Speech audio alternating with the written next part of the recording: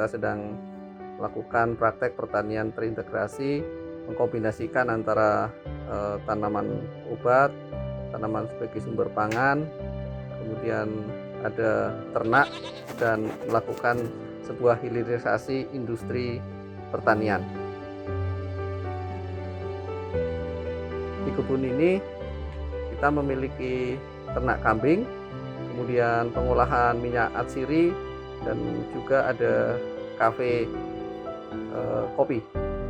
Khusus untuk kafe kopi kita mengembangkan susu yang berasal dari peternakan sendiri. Nah, sistem ini sebetulnya adalah sebuah sistem pertanian yang ramah lingkungan, di mana kenapa mendirikan sebuah pertanian ini, karena adanya latar belakang adanya Lombok menjadi sebuah daerah bencana alam dari gempa bumi tahun 2018, dan juga adanya bencana iklim, sering terjadi tanah longsor dan banjir. Maka dari itu kita mencoba melakukan sebuah adaptasi dan mitigasi dengan sistem pertanian yang terintegrasi. Di dalam pertanian yang terintegrasi ini kita memiliki peternakan kambing.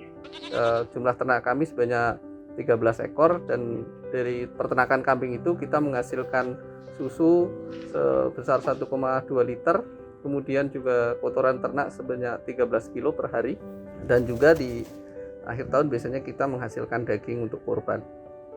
Nah, dari peternakan itu kita menghasilkan pupuk yang diaplikasikan kepada tanaman. Jadi sistem pertanian kita adalah sistem pertanian yang tidak menggunakan pupuk kimia dan tidak menggunakan pestisida. Pupuk itu kita produksi sendiri dari kotoran ternak kambing. Semua yang ada di kebun itu kita menghasilkan tanaman obat seperti kayu putih, kemudian minyak serai wangi, dan dari situ kita melakukan industrialisasi, yaitu dengan melakukan pengolahan, membuat daun didestilasi sehingga menghasilkan minyak atsiri untuk dijual ke pasar lokal, terutama di sini karena Lombok merupakan sebuah daerah wisata, sehingga pasar untuk minyak atsiri sangat terbuka. Nah, kemudian susu juga dari produk kambing itu kita jual langsung di kafe, sehingga ada sebuah kreasi dan peluang lapangan kerja yang ada untuk anak-anak muda, terutama mahasiswa yang tinggal di kebun ini. Ada 4 mahasiswa tinggal, sehingga mereka bisa tinggal belajar dan bisa menjadi sarjana tanpa harus banyak mengeluarkan biaya untuk kos, karena semua bisa dicukupi dari melakukan usaha pertanian yang terintegrasi tersebut. Sebagai gambaran pendapatan dari peternakan susu kambing saja, kalau misalnya target kita ke depan sudah memiliki 70 ekor, dalam per hari kita menghasilkan 20 liter, maka kalau harga susu di Lombok 50.000, maka pendapatan setiap hari dari susu bisa mencapai 1 juta rupiah. Sistem pertanian ini menggunakan sistem pertanian terintegrasi dan juga diversifikasi dan stratifikasi. Dengan maksud untuk stratifikasi adalah untuk mengurangi terjadinya bahaya banjir bila terjadi curah hujan yang cukup tinggi, sehingga air hujan tidak langsung jatuh ke tanah tetapi tertahan di tajuk pohon. Kemudian diversifikasi dimaksudkan untuk mengurangi terhadap ancaman hama dan penyakit, karena semakin banyak jenis tanaman maka serangan terhadap penyakit semakin minimal. Untuk tumbuhan bawah kita menggunakan tanaman kapulaga, dan untuk yang di kota juga kita menggunakan tanaman kelor, di mana tanaman kelor itu memiliki vitamin C yang tinggi dan memiliki harga jual yang bagus, sehingga kita bisa menjual di pasar lokal. Untuk harian kita bisa menjual daun kelor ke pasar tradisional sebanyak Rp50.000, dan sisanya kita gunakan sebagai hijauan makanan ternak, sehingga kualitas susu yang dihasilkan menjadi lebih baik.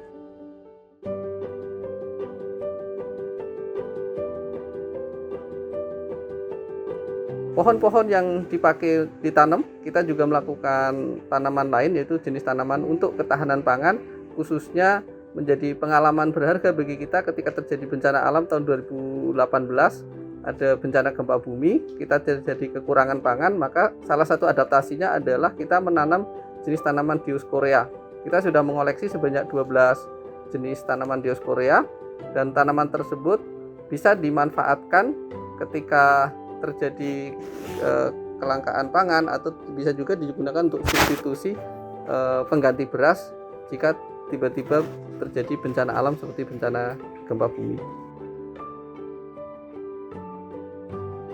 Di kafe ini juga kita punya 4 mahasiswa yang mengelola kafe, dan kita menggunakan susu bukan susu yang dibeli dari luar, tetapi susu itu memang diproduksi dan dijual langsung di kafe ini. Dan mereka sudah melakukan manajemen tersendiri sehingga mereka bisa mendapat income dalam mengembangkan kafe sekaligus untuk belajar, karena mereka semua statusnya sebagai mahasiswa. Tanaman obat yang lain adalah ada tanaman rosella, kemudian ada tanaman jeruk lemon, dan itu semua bisa langsung dijual di dalam kafe.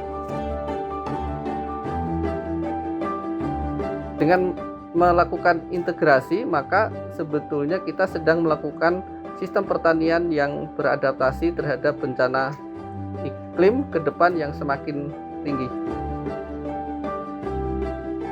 Dengan sistem pertanian yang terintegrasi dan melakukan hilirisasi, maka kita sedang terjadi mengarah kepada kemandirian pertanian yang ada di Indonesia.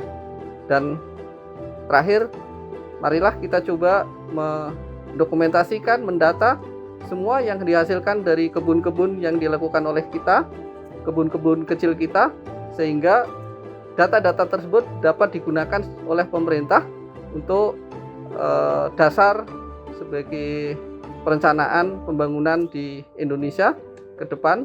Dan marilah kita sukseskan adanya sensus pertanian pemerintah Indonesia.